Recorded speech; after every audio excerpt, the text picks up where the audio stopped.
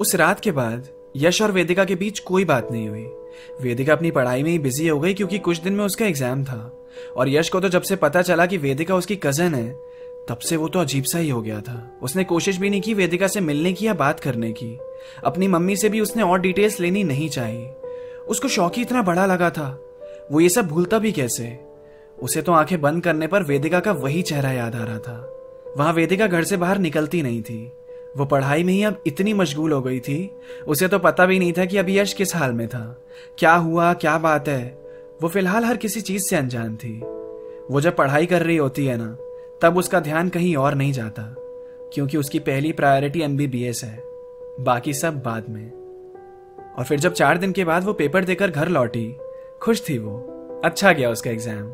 उसने तब अपना फोन लिया और यश को टेक्स्ट किया, अच्छा हुआ मेरा पेपर, कहाँ हो तुम, मिलोगे आज? यश ने रिप्लाई किया, नहीं आज नहीं मिल सकता। वेदिका को उसका रिप्लाई पढ़कर थोड़ा अजीब लगा कि उसने एग्जाम के बारे में उससे कुछ नहीं पूछा, कोई रीजन नहीं दिया और मिलने के लिए मना कर दिया। वेदिका ने उसे फिर टेक्स्ट किया, एग्जाम ओवर तो मैं रश्मि के पीजी फिर से जा रही हूं, तो कीज लेने तो आओगे ना? यश ने रिप्लाई किया, मैं अभी नहीं आ पाऊंगा, तुम कीज डोरमेट के नीचे रख के चली जाना। वेदिका को अजीब लग रहा था कि यश अचानक इतना वियर्ड क्यों बिहेव कर रहा है। 4 दिन में ऐसा क्या हो गया उसे? फिर ऐसे ही दिन गुजरते गए और 15 दिन निकल गए, पर यश और वेदिका मिले ही नहीं। वेदिका उससे बात करने की कोशिश करती तो यश 1 वर्ड रिप्लाई देकर बात खत्म कर देता था, मिलने के लिए पूछती तो मना कर देता था। वेदिका सोच रही थी उस रात तक तो सब ठीक था, फिर अचानक ये मुझसे दूर होने पे क्यों तुला है, ये बात क्यों नहीं कर रहा है ढंग से। फिर उसे ये लाइंस अपनी जिंदगी की कहानी बयां करती हुई दिखी कि मत रखना इतनी उम्मीद किसी से, ये लोग आगे चल के बदल जाएंगे, रात को खूब बातें करेंगे तुमसे और सुबह होने तक सब भूल जाएंगे। उसे अपना पास्ट रिलेशनशिप भी याद आने लगा। विजय, यही तो हुआ था तब भी। धीरे धीरे बात खत्म हुई, फिर रिश्ता भी। वो सोचने लगी ऐसा मेरे साथ ही क्यों होता है, आदत बना के सब क्यों छोड़ देते हैं मुझे। पर उसे यश पे गुस्सा भी आ रहा था कि ऐसे बिना किसी रीजन के वो उसे इग्नोर कैसे कर सकता है। तो उसने वजह जानने के लिए यश को फिर एक टेक्स्ट किया, तुम मुझसे बात क्यों नहीं कर रहे हो, मिले भी नहीं, इग्नोर क्यों कर रहे हो मुझे? वेदिका, आज मुझे एक बात पता चली है, एंड उसे जानकर मुझे नहीं लगता कि अब हमें मिलना चाहिए, क्योंकि हम दोनों, कैसे बोलूं मैं, यश ने हिचकिचाते हुए वेदिका से कहा। वेदिका ने जवाब दिया, क्या हम दोनों? बोलो यश, हम दोनों क्या? यश ने कहा, मतलब आज नहीं, ये बात तो मुझे पहले ही पता चल गई थी, पर इतना समझ लो कि यश आधी अधूरी बातें मत करो। क्या पता चला है तुम्हें? आज पता चला है, पहले पता चला था, मुझे क्या मतलब है उससे? तुम मुझे बस इतना बताओ कि ऐसे बिहेव क्यों कर रहे हो। यश अपने बिस्तर पे लेटा हुआ था। उसकी मम्मी ने उसे आवाज लगाई, बेटा खाना खा ले आके। यश जब अपने कमरे से बाहर निकला, उसने फोन लॉक कर दिया और वेदिका का मैसेज सीन पे छोड़ दिया और खाना खाने के लिए बैठ गया। तभी पीछे से उसकी मम्मी ने यश से बोला, बेटा आज मेरी नीलम से बात हुई थी, आज लगी गया उसका कॉल। तो मैंने पूछा उससे कि उसकी छोटी बेटी क्या यहीं दिल्ली में रहती है, तो उसने बताया नहीं, आराध्या तो गांव में ही पढ़ रही है अभी। यश रोटी का टुकड़ा दांत से चबाने ही वाला था कि मम्मी की बात सुन के रुक गया और बोला, क्या नाम बोला आपने? आराध्या। उस दिन याद नहीं आ रहा था ना मुझे, फिर मैंने चश्मा लगा के फिर से ढंग से तेरी वो फोटो देखी, तब मुझे समझ में आया कि ये तो कोई और ही है। तूने भी उस दिन नहीं बताया था उस लड़की का नाम मुझे, ना ही चश्मा लाके दिया जो मैं ढंग से देख पाती। वैसे है कौन वो लड़की? यश ने कोई जवाब नहीं दिया, बस बोला, मेरा पेट भर गया, और अपना फोन लेकर फिर कमरे में चला गया। उसकी मम्मी ने कहा, देखो ये फिर बिना जवाब दिए चला गया, ये लड़का क्या करता है कुछ समझ नहीं आता। यश मुस्कुरा रहा था। वेदिका कजन नहीं है उसकी, लेकिन मम्मी की कंफ्यूजन की वजह से उसकी लाइफ की तो वाट लग गई ना। कितने दिन वेस्ट हो गए उसके, कितना दिमाग भी खराब हुआ। और अब वेदिका को क्या जवाब देगा वो? जब वो पूछेगी कि क्या बात बताने वाला था, क्यों नहीं मिल सकते वो दोनों, तो इस बात को टालेगा कैसे वो? जाने अनजाने में उसने वेदिका को भी हर्ट किया है, उसे इग्नोर करके। अब वो क्या बोलेगा वेदिका से? सॉरी बोलना ठीक रहेगा क्या? यश ने उसी वक्त वेदिका को रिप्लाई किया, आई एम सो सॉरी वेदिका, मिल सकती हो अभी? वेदिका का जवाब आया, तुम्हारी मर्जी से सब कुछ होगा क्या? पहले बताओ बात क्या है? कुछ नहीं, अब ठीक है सब, छोड़ो ना। क्या छोड़ो? इतने दिन से मिल नहीं रहे, बात नहीं कर रहे, मुझे जानना है हुआ क्या है, बताओ। मिलकर बताऊंगा, ठीक है? अब क्या मिलोगे तुम मुझसे? अगले हफ्ते तो मैं वापस घर जा रही हूं। कोई बात नहीं, 1 वीक है ना। देखो यश, तुमने ऐसे अचानक से बात करना बंद कर दिया था मुझसे, तो वो चीज मुझे बिल्कुल मेरे पास्ट में लेके चली गई थी। मेरे पास्ट रिलेशनशिप में भी यही हुआ था। पास्ट रिलेशनशिप में भी यही हुआ था? मतलब तुम कहना क्या चाह रही हो? हम रिलेशनशिप में हैं? कोई लेबल नहीं लगाते Yash. Let it be like this only. Bye, कल मिलते हैं। फिर कल का दिन आया तो यश और वेदिका मिले।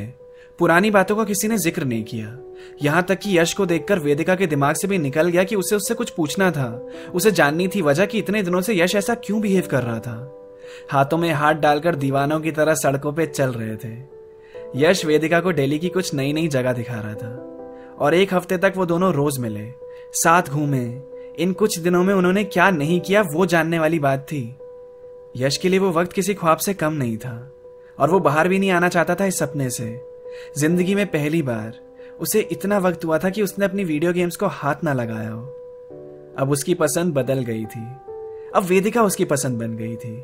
अपनी पुरानी नॉर्मल जिंदगी को वो कहीं पीछे छोड़ आया था। घर से कॉलेज का नाम लेके निकलता और वेदिका के साथ अपना पूरा दिन गुजार देता। वेदिका भी बहुत दिनों के बाद इतनी खुश नजर आ रही थी। एग्जाम्स का प्रेशर नहीं था, पापा के ताने नहीं थे, पुरानी यादें नहीं थी, सिर्फ यश था और उसकी बातें, जिसने उसके लिए माहौल पूरा सुकूनमय बना रखा था। वो अपने आप को लकी मानती है कि अच्छा हुआ उस लड़के को रश्मि के पीजी तक का रास्ता पता नहीं था जिससे उसने सबसे पहले एड्रेस पूछा था।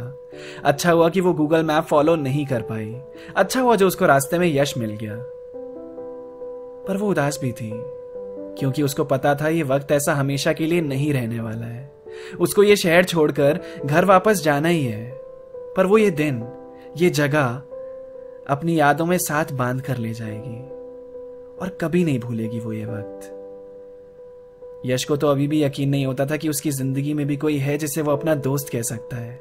फेसबुक वाले नहीं, सच का दोस्त। पर जब उसको पता चला कि अब वेदिका के जाने का वक्त हो गया है, वो अपने घर वापस जा रही है, उसे बहुत बुरा लगा और गुस्सा भी आया अपने ऊपर कि उसने क्यों वो 15-20 दिन वेस्ट किए जिन्हें वो वेदिका के साथ खुशी खुशी गुजार सकता था। उससे उसकी ख्वाहिश पूछोगे ना तो वो यही बोलेगा कि उसे वो 20 दिन वापस चाहिए। वो उन्हें वेदिका के साथ जीना चाहता है। पर रियलिटी ये थी कि वो दोनों स्टेशन पे खड़े थे। यश वेदिका को फाइनल गुड बाय बोलने स्टेशन तक ड्रॉप करने आया था। वो दोनों कुछ कह नहीं पा रहे थे एक दूसरे से, पर उन दोनों की आंखें सब बयां कर रही थी। किसी को अलविदा कैसे कहते हैं?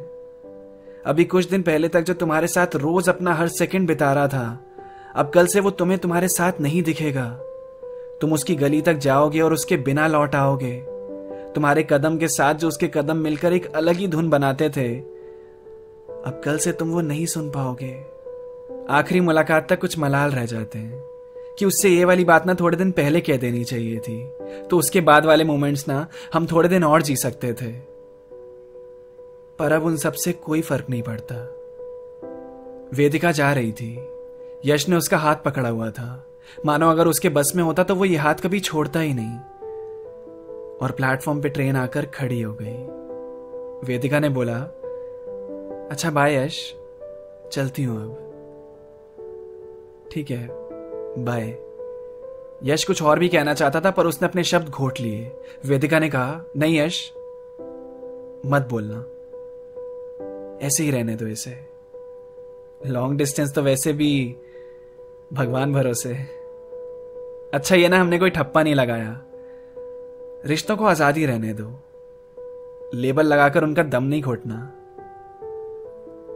अब हाथ छोड़ दो यश, वरना ट्रेन छूट जाएगी। फिर यश ने जब वेदिका का हाथ छोड़ा तो उसे ऐसा लग रहा था जैसे कोई बरसों का साथ छूट रहा हो। वो कुछ बोलने की पोजीशन में था ही नहीं। बस उसने इतना कहा, मैं तुम्हारे साथ बिताया वक्त कभी नहीं भूलूंगा। Thank you so much. Vedika smile करके चली गई। यश ने ट्रेन के चले जाने के बाद भी उधर कुछ देर तक और देखा। उसको ऐसा लग रहा था कि उसे बीच नींद में से किसी ने जगा दिया हो और उसका एक सुनहरा सपना टूट गया। वो अपने घर गया, अपने कमरे में पहुंचा और रोज की तरह वीडियो गेम लेकर बैठ गया।